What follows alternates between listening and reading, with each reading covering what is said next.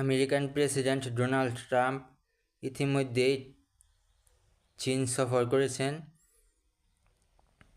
তার সাথে চীন সফরে ছিল পররাষ্ট্রমন্ত্রী Marco Rubio, treasury secretary Scott Bessent এবং প্রতিরক্ষা মন্ত্রী পিট হেগসেথ। আর এছাড়াও সরকারের বাইরে ছিল নাভে ডিয়ারসিও, জেনসন হুয়াং এই প্রতিনিধি দলে ছিলেন। প্রেসিডেন্ট ট্রাম্প 13 মে ক্যাপিটাল ইন্টারন্যাশনাল বিমানবন্দরে পৌঁছান। সেখান থেকে অভ্যর্থনা জানান চীনের ভাইস প্রেসিডেন্ট হান জেং। সেখানে মার্কিন প্রেসিডেন্টকে লাল গালিচা সংবর্ধনা এবং গার্ড অফ অনার দেওয়া হয়। 14 মে শীর্ষ বৈঠক অনুষ্ঠিত হয়। বৈঠকটি বেইজিংয়ের গ্রেট হল অব দ্য পিপল এ অনুষ্ঠিত হয়। এই অনুষ্ঠানে প্রেসিডেন্ট শি জিনপিংয়ের সাথে ট্রাম্পের আনুষ্ঠানিক দ্বিপাক্ষিক বৈঠক অনুষ্ঠিত হয়। বৈঠকের শুরুতে শি জিনপিং ট্রাম্পকে স্বাগত জানান এবং 2026 সালে চীন মার্কিন সম্পর্কের একটি মাইলফলক বছর হিসাবে গড়ে তোলার প্রত্যয় ব্যক্ত করেন।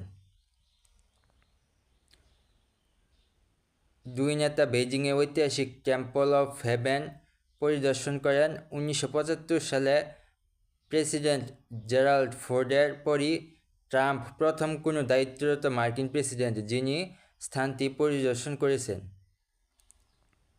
তো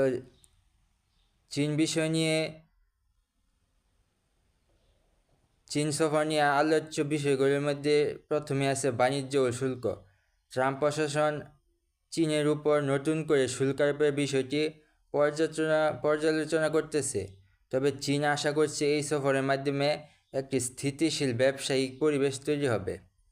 সম্ভাব্য বড় ধরনের মার্কিন পণ্য যেমন বোয়িং বিমান ও কৃষি পণ্য ক্রয়ের ঘোষণা আসার সম্ভাবনা আসতে পারে।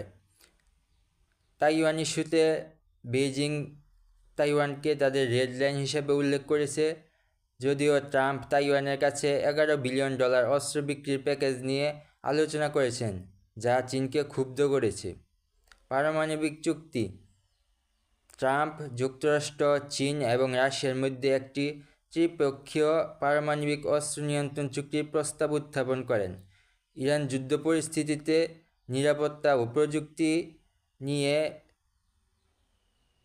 পারস্পরিক সহযোগিতা ও প্রতিযোগিতা নিয়ে আলোচনা করা হয়। আজ